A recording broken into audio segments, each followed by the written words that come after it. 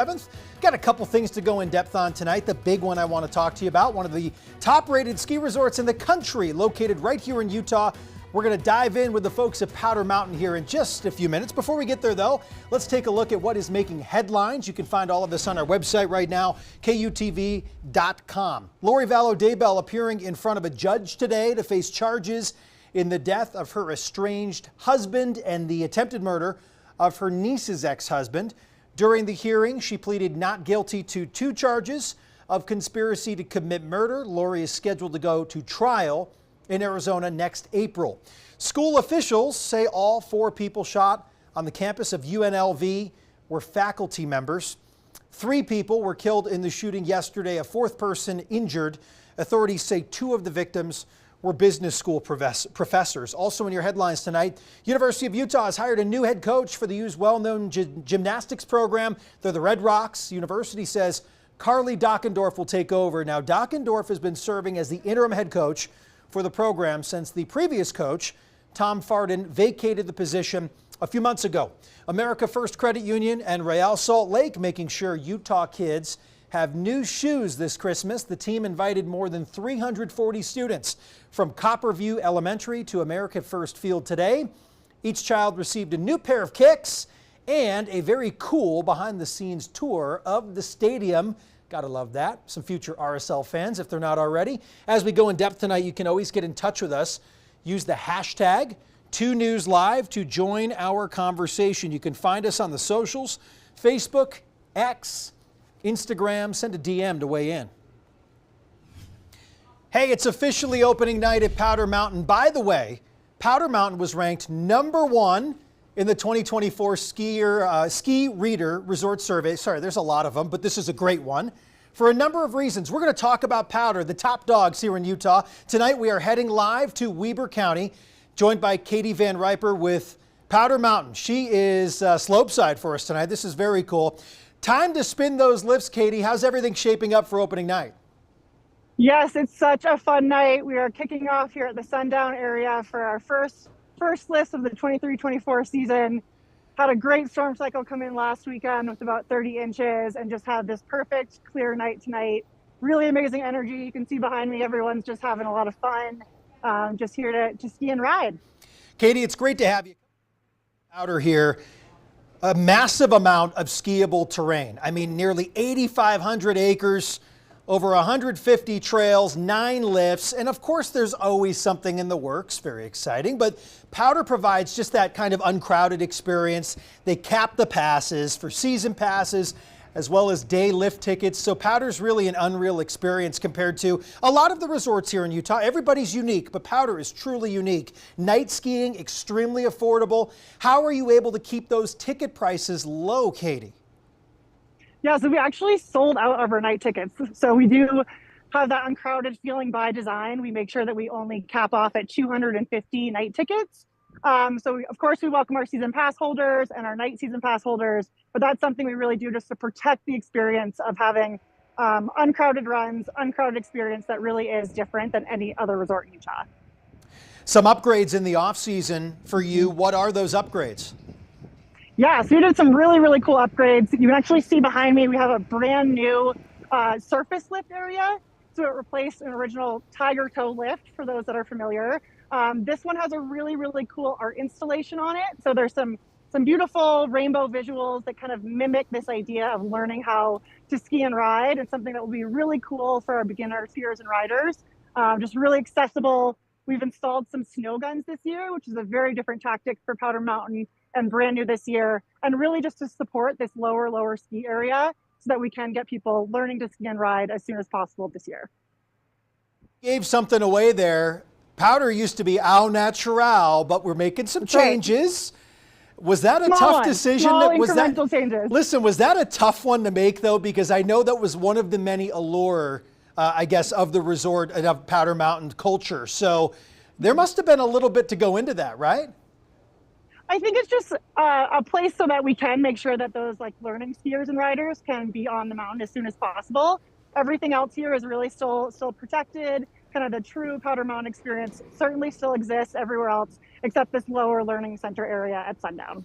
We also have a brand new structure if you come up and visit us this year, where the ski and snowboard school will be working out of, warming hut, a brand new rental shop area, and just a really fresh new space for those that are new to Powder Mountain or new to skiing and riding. Finally, Katie, obviously it's great to have you here, and thanks for joining us on 2 News Live tonight. I know you have some Nordic excitement in terms of some new opportunities for Nordic skiers, but what also is in the future here for Powder Mountain? There's a lot of excitement, a lot of changes in the off-season in terms of some leadership, a lot of future promises made to folks that love the area. So what's next? You know, I think we're just going to see a lot of great changes as far as infrastructure that we have here at the resort. I think the community here has been really supportive about, wanting to see and embrace some new changes. We've got one of our traditional restaurants called the Powder Keg, which will, never change. It kind of stays traditional ramen and chicken wings. We might see a few more different outlets in the future. So something really exciting, that just more resources and amenities for people that are visiting us here. Katie, it was awesome to have you here on 2 News Live. Thanks for kind of airing it out for us. I hope you have a wonderful rest of opening night. Of course, opening weekend for you in Weber County. Hope to do this again soon. Awesome. Thanks so much. Thank you, Katie. If you missed any of our conversation and you want to see it again, we will post the entire interview on our KUTV YouTube page. And thanks again to Katie and the folks at Powder Mountain for making this one happen. Looks like a great time to be up there hitting the slopes tonight. Some more good news for skiers and boarders who live in southern Utah. Or maybe you do the old Vegas commute. I'm talking about you, Brian Head. Leaders there say Giant Steps. This is their main spot. It's a great load of fun here. Some awesome terrain. It is now open for the season. Right now, 4 lifts are open. You can board. You can ski down about 20 trails they say they've got open for those who like to get those turns under the sky, the night sky. The resort will offer night skiing as they do every Friday, Saturday from 4 to 9 p.m. Brian Head's trying to stack that base right now, about 20 inches of snow there, and they are hoping for something naturally. I don't think it's this storm cycle, but maybe in the future here. And looking ahead, Brian Head says on Christmas Day, Santa, the big guy himself, has plans to ski the mountain. The resort, of course, invites everyone to make some turns there with St. Nick. And a reminder, skiing and snowboarding always free for kids 12 and under. You can get out there and maybe, if you catch the lift with Santa, you can put in the word, Santa, I've been good this year. I'd like a little bit of this, a little bit of that. Somebody who's always good here on 2 News Live, meteorologist Trent Parker with us. Not going to ski with Santa, I imagine, on Christmas Day. Probably working. I imagine he's got the working shift. Yeah, I do. We were talking about Brian Head probably going to miss out on this one, right? Unfortunately, yeah. Okay. They got a little bit, maybe like a dusting to an inch earlier this morning, but over the next couple of days, it looks like they're really going to just get a couple more inches, and that's about it. But they will get that colder weather, though, so they can continue to pump out that snow out of those snow guns. So that is good news. Before we go anywhere, how about that? Live look at Powder Mountain tonight. Did you catch any? That was pretty awesome. That was awesome. Yeah, look, night I wish skiing. I was up there. Yeah. I know. Conditions look great up there. What's in store for our first alert weather day as it stands right now? Well, so we got snow moving in tonight through tomorrow, and it's not a massive storm. We're not expecting feet of snow in the valleys. It's going to be just enough to make those road surfaces maybe a little bit slick. You might have to set that alarm a couple minutes extra early just to get out there and maybe brush some snow off your car. Those sorts of deals. So that's what we've gone ahead and issued our first alert weather day for, late tonight through Friday morning especially. But we could see some snow lingering through most of the day on Friday, especially up in the mountains. Things could get pretty out of control pretty quick up there, especially. Bring it on, Trent. Yeah, Bring it on. hopefully getting up there tomorrow morning to check out what's going on. It definitely will be slick in the canyon, so make sure you've got your traction devices installed on your car before you head up. I don't want to see anyone sliding off the road any more than we already have. Let's take a look at your forecast. Let's go ahead and check it out and see what we're looking at. Speaking of Powder Mountain, here's a live look from their snow stake webcam up there. And they did get a couple of inches. It looks like maybe 2 or 3 inches out of this morning's storm. We're waiting on some more. This is the storm total side over here, and then they clear this one off every once in a while just to make sure that we don't have any issues with settling or anything like that. All right, up at Alta and Snowbird, tomorrow's a pretty big day. We can expect probably 8 to 14 inches of snow by tomorrow, right around 4 o'clock. That's when I've cut off that snow accumulation. The northwest winds will be cranking, so we'll be watching for things like the tram to be on wind hold, or hopefully they'll be able to open up things like Mid-Gad and Gad Zoom, those lower mountain lifts. And then on Saturday, maybe another inch to 4 inches, especially right there by the morning hours. We're not expecting a whole lot of accumulation through the day on Saturday. but it should be really nice up there, especially this weekend. Just make sure you bundle up. It's going to be brick cold out there. All right, we've got winter weather advisories for the Uintas, parts of the Wasatch Plateau and the Book Cliffs, as well as some of our central mountains. Now, we also have a winter storm warning for the mountains of northern Utah, where we could expect significant snowfall through the day on Friday and into Saturday as well. So that's what we're watching. We don't have any winter weather advisories down here in the valleys, but we can still expect those minor accumulations, making those road conditions a little bit slick out there. High temperatures today, we got up into the mid-50s. In fact, it was really warm last night. Right around midnight, I walked outside and I had a t-shirt on and it felt so nice even though the wind was blowing. It was actually really lukewarm. All right, 57 today in Milford, 55 in Cedar City, and we actually broke 60 in St. George, up towards 62, so pretty warm for this time of year. Tomorrow's going to be nothing like it. 30s here across the Wasatch Front. We're dealing with the 20s across the Wasatch back, southwest Wyoming, down back into the 50s for St. George, and we're going to continue to keep those snow showers in the forecast for at least northwestern Utah through most of the day tomorrow. Here's the storm. It's already getting pretty close. It's already out in southwestern Idaho, portions of southeastern Oregon as well. You can see the rain and snow showers starting to filter in through north central Nevada, and that's associated with the cold front that's going to be bringing much colder air into our region. And if we take a closer look, we can see the easternmost extent of this line of showers is now approaching just east of Elko, so it's passed through the city of Elko. We can expect it in Wendover close to 8 o'clock tonight, and then here in Salt Lake City, these storms are kind of just creeping along. So probably after midnight is when we're going to start to see those snow showers turn on. It might actually start as a little bit of light rain, but very quickly it's going to change over to snow. And right around 2 to 6 a.m. is when we're expecting the heaviest snowfall here across the Wasatch Front. So let's show it to you on Future Track as we play this whole thing out. Right around, like I said, 2 to 6 a.m. This one stopped at 4 a.m. You can see pretty good amount of widespread snowfall here across the Wasatch Front, all the way up from Cache County through Utah County, and even a couple points south getting in on that mix, especially towards Richfield and that I-70, I-15 junction towards Cove Fort. Northeastern Utah, unfortunately, does get shadowed in this event, so we're not expecting a whole lot out there in the Uinta Basin nor towards Price. Likely just some gusty winds and a couple of flurries, but as we roll through the afternoon on Friday, we get a little bit of a lull here in the valleys, maybe a couple isolated showers, the mountains still picking up that heavy snowfall, and then as we head through the afternoon and evening hours, we get those cold northerly winds, and we could see a little bit of a lake effect band here setting up, especially towards the western part of Salt Lake County and towards Tooele County as well. So that's something that we're going to be watching to add on to those snowfalls as we head into Saturday morning. Now, as we roll into Sunday, we get another little clipper that moves through, and again, it's really not all that impressive. It looks like it's primarily a mountain snowstorm here, and a couple of light showers may reach the valley floors, but we'll have to watch that as we head through the next couple of days to make sure it doesn't impact any morning commutes on Monday. Now, the LA Clippers are in town for the Jazz on Friday. Tip-off's at 8 o'clock. Go Jazz. There we go, Brian. Yep, and temperatures are going to be below freezing through most of the night. Those snow showers will start to taper off, especially as we head towards the later part of the evening. So driving there, you might encounter a couple slick spots, but on the way home, you should be just all right. And then we've also got a big game up at the U. Undefeated BYU basketball is going to be in town trying to take on the Utah Utes. Temperatures below freezing for most of the game. No need to worry about any kind of snow or precipitation, though bring those hats and gloves because it is going to be chilly out there. And then might as well head to the sing-along right after that on Monday morning. We've got the sing-along, Sterling's hosting that one, 7 p.m. at the Delta Center. It's going to be a really good time. Free admission. I hear there's free donuts if you get there early enough.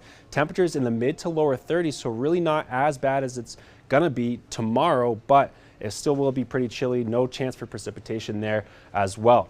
In St. George, we're dealing with the 50s tomorrow. A little bit breezy as well as we get those northerly winds flowing in through the canyons. 48 on Saturday, back into the 50s for the rest of the week. Next week, and it actually looks pretty dry down there in southern Utah for the next 7 days or so.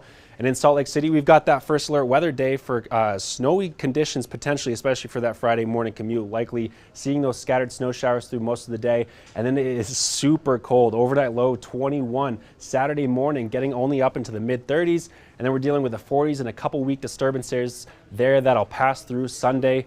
And then again on Tuesday, and what would it be, a 5:30 newscast without me in it, and the Alta Snowbird 7-day forecast. Let's check this one out. Snow showers, in fact, probably pretty heavy snow there on Friday. High temperature of 20 degrees. So if you're headed up, make sure you're bringing your thickest jackets, your thickest base layers. And then we get a little bit of a break there on Saturday, so I'm expecting Saturday to be a really busy day up in the canyons. I don't know how the parking reservations are working. Let's not right now. I would say get up there early, but I guess make those reservations as soon as possible. You're going to need to bring the snorkel maybe tomorrow in some spots. We'll see. Yeah, especially with the last storm, there hasn't been a whole lot of melting. There's definitely been some settling, but it's going to be awesome. It's going to be one of those days where you're not going to be hitting a lot of rocks, and it's going to be that nice, light, dry, powdery snow that we're all expecting and known for. You mentioned Friday night, Jazz Clippers. We will be out there for Arc Salt Lake at 7 o'clock. Hope to see you on the tube on KJazz. Before the pregame show, we'll be there talking a little Jazz hoops and some other stuff. Thank you for that mention Sweet. there Yep. of the game and the forecast. Of course, busy weekend here in Salt Lake with some cool stuff. Remember, as we move through the weekend and you need to know the forecast, download our 2 News weather app to know about the changes in your neck of the woods. You can get out those updated forecasts, the live radar, right on the palm of your hand there with your phone. The app is free to download. It's been a while since we've been able to update you on the court proceedings involving Ruby Franke and Jody Hildebrandt because nothing really had changed. We've been waiting for the prosecution to go over all of the discovery, and then things were going to move forward. Today, the deputy Washington County attorney requested waiver hearings for later this month. They were requested separately, one intended for Ruby Franke on December 18th, one for Jody Hildebrandt on December 27th. Waiver hearings can indicate a number of things, including a potential for a plea bargain or just to get both sides together to speak. I spoke with a criminal defense attorney, Sky Lazaro, about where this case appears to be right now. What is a waiver hearing? A waiver hearing is a procedural hearing set by the court. It's more of a status conference where the court discusses with the defendant and the prosecutor and defense counsel whether or not the defendant wishes to set a preliminary hearing or potentially waive their right to have a preliminary hearing if there's some sort of plea offer. Do you get the sense when something like this is scheduled that there have been the discussions and a plea bargain or a guilty plea could be looming? Not necessarily. These are set as a matter of course. In reviewing the docket, my sort of take on it is that the prosecutor requests that this be set because it was continued without date previously. And I think their concern is if we don't set something, this case is going to fall through the cracks. We need to get it moving. It is interesting. There was a motion filed for an expedited detention hearing early on in the case. Sounded like they wanted to be able to address those things. And then the continuance was filed on the basis that there was, I think, copious amounts of discovery is the language that was used. So I don't think this is uncharacteristic of cases where you think, we want to get in front of a judge to discuss detention. It's hard to do that, to argue whether or not the prosecutor has substantial evidence to hold a defendant until you've reviewed what the state has. They're still entitled to a preliminary hearing. It doesn't look like no pleas have been entered and won't be entered until after that. So I don't anticipate anything new happening unless they request another detention hearing, prior to a preliminary hearing being set. Again, these were requested hearings. They have not been officially scheduled, although the dates and times were recommended. We'll keep you updated on things as we learn them, as we've been doing the whole way. We've been covering the 8 passengers child abuse allegations case for months now. Been working to speak with those who say they've been impacted by either some of the practices here or alleged practices, and you can head to our 8 passengers playlist page on our YouTube channel to watch all of our coverage. One more moment with Trent Parker here because we can never have enough. Nope. I was going to say, it might be a perfect time to show off that tie you're wearing. Let's check it out. There we go. Yeah, get right up in there. Let it snow. Okay. Mountain totals. Mountain totals. One more time. Okay. Likely, we're thinking 6 to 18, but there could be a couple isolated spots where we reach that 2-foot mark. And for people waking up various sides of the Salt Lake Valley tomorrow maybe a little scrape of the car, perhaps? Yep, maybe a little bit of a brush there on the car. I don't think it's going to be much of a scrape. That's good. And then maybe a couple spots where you might have to shovel, especially. So no scraping in the window, just brush the car. Yep. Finesse here. Don't chip the paint on my account. Get the not the snow blower. What's that? Leaf blower. Oh yeah. It might be that kind of snow. Classic move. Yeah. Okay. All right. Send us your pictures, send us your videos, Absolutely. And chime in. We want to see the winter wonderland here in Utah. Thanks for joining us on this fine Thursday. We're back tomorrow for yet another evening here on 2 News Live. And again, we'll be with you tomorrow night for Arc Salt Lake at 7 o'clock from the Delta Center. Have a great rest of your Thursday. We will see you tomorrow. Have a good night.